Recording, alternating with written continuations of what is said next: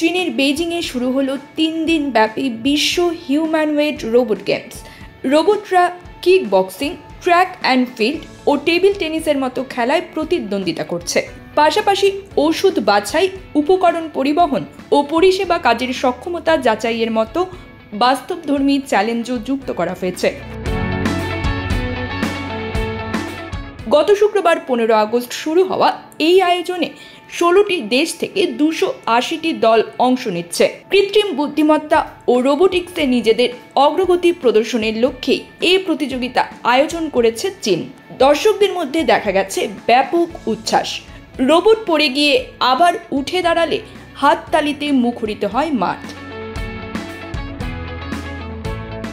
প্রতিযোগিতায় অংশ নেওয়া 280 দলের মধ্যে 192টি বিশ্ববিদ্যালয় ভিত্তিক এবং 88টি বিভিন্ন কোম্পানি।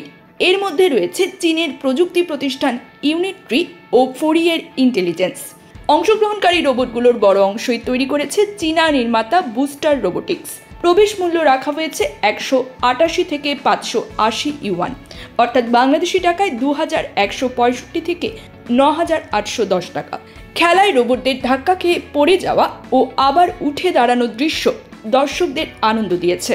বিশেষ করে 1500 মিটার দৌড়ে রোবট পড়ে গিয়ে আবার নিজে নিজে উঠে দাঁড়ালে করতালি দেন অনেকে।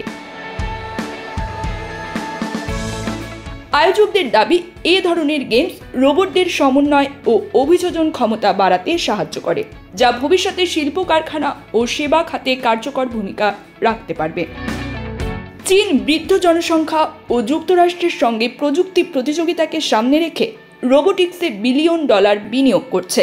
সাম্প্রতিক সময়ে দেশটি হিউম্যানওয়েড রোবট ম্যারাথন, রোবট সম্মেলন সহ একাধিক উচ্চমানের ইভেন্ট আয়োজন করেছে, যা সাধারণ মানুষকেও আকৃষ্ট করছে। News desk, bridge Bangla 24।